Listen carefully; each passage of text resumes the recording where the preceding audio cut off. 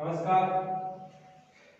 तो आज हम सेकंड ईयर की WCS की क्लास स्टार्ट कर रहे हैं। तो इसमें पढ़ेंगे हम प्रश्नावली लाभ हानि। लाभ हानि, लाभ हानि को इंग्लिश में क्या बोलते हैं? प्रॉफिट एंड लॉस, लाभ है हानि। तो सबसे पहले इसमें देखते हैं हमारी क्या क्या चीजें काम में आती है। तो हमारी सबसे पहली चीज है क्रय मूल्य। क्रय मूल्य, क्रय मूल्य। तो क्रय मूल्य क्या होता है? क्रय मूल्य वो मूल्य होता है जिस मूल्य पर वस्तु को खरीदा जाता है। जिस मूल्य पर खरीदा जाता है।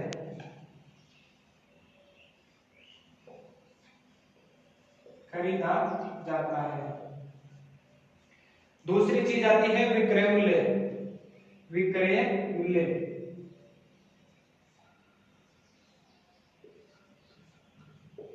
विक्रय मूल्य, विक्रय मूल्य क्या होता है कि जिस मूल्य पर वस्तु को बेचा जाता है। जिस मूल्य पर वस्तु को बेचा जाता है।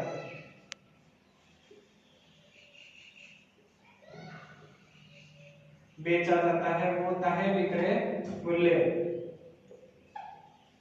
क्रय मूल्य तो क्या होता है? जिस पर खरीदा जाता है। मान लो आपने कोई साइकिल या मोटरसाइकिल मान लो 50,000 में खरीदी तो वो आपका क्रय मूल्य हो गया। विक्रय मूल्य क्या हुआ? मान लो आपने कोई चीज 5,000 रुपए में बेची तो वो हो गया विक्रय मूल्य। अब तीसरी चीज आती है ऊपरी व्यय। ऊपरी व्यय, ऊपरी व्यय। तो ये चीज क्या होती है? ऊपरी व्यय। तो ये चीज होती है जो ऊपर का खर्चा आता है। मतलब कोई भी चीज आपने खरीद ली फिर उसको लाने में ले जाने में या मतलब जो खर्चा आता है किराया भाड़ा आपका जो उसको बोला जाता है ऊपरी व्यय। किराया भाड़ा या अन्य खर्चा, अन्य खर्चा इसको बोला जाता है ऊपरी व्यय।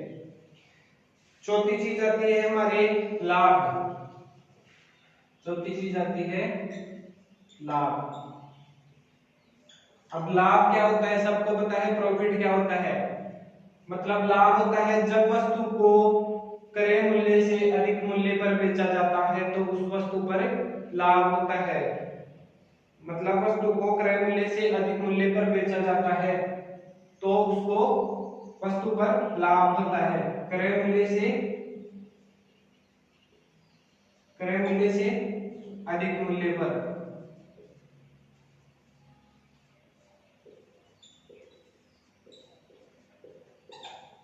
पांचवी चीज आती है हानि।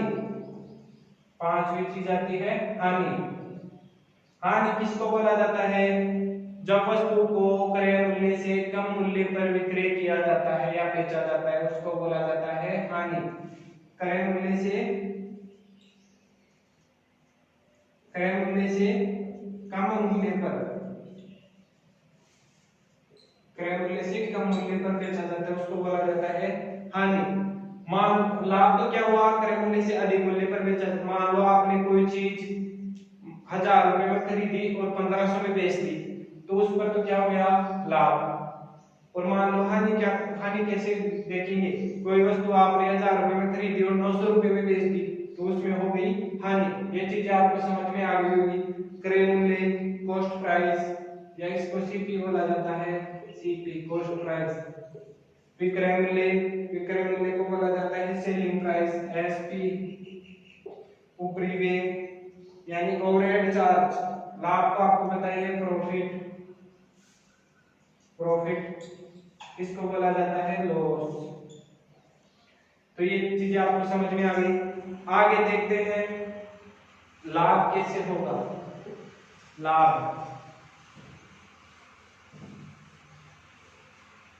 अब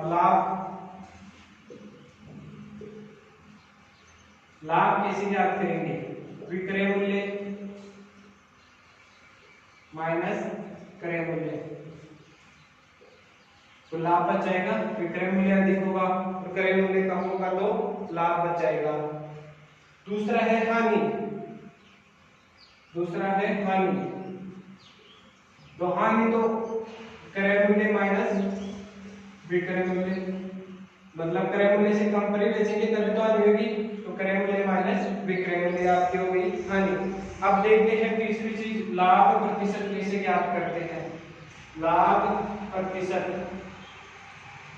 लाभ प्रतिशत कैसे ज्ञात करते हैं। तो लाभ प्रतिशत ज्ञात करने के लिए कितने का लाभ हुआ, लाभ बटे किस पर हुआ, क्रय मूल्य पर ही तो होगा लाभ, क्रय मूल्य इनटू 100, ये हो गया आपका लाभ प्रतिशत। आगे देखते हैं हानि प्रतिशत कैसे ज्ञात करेंगे। हानि प्रतिशत, तो हानि प्रतिशत के लिए ऊपर हानि, हानि प्रतिशत बराबर हानि बटा, हानि किस क्रय मूल्य पर होगी, हानि बटा क्रय मूल्य, मूल्य इनटू 100। अब आगे देखते हैं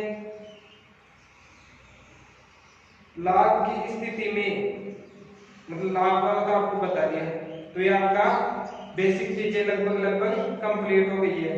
अब एक छोटा सा प्रश्न बता देता हूं आपको, किसी वस्तु को 500 रुपए में खरीदा जाता है तथा 600 में बेचा जाता है, तो लाभ प्रतिशत बताओ।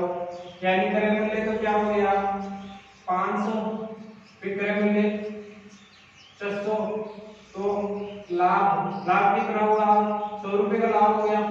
तो लाभ प्रतिशत बताना है, लाभ प्रतिशत बराबर अभी बताया था मैंने, लाभ, तो लाभ कितना 100 बटा क्रय मूल्य 500 इनटू 100, 2 0 से 2 0, 5 से कट गया 20 बार, तो 20% का लाभ हो गया उस वस्तु को, 20% का लाभ हो गया। बाकी देखते हैं कल, बाकी देखते हैं कल।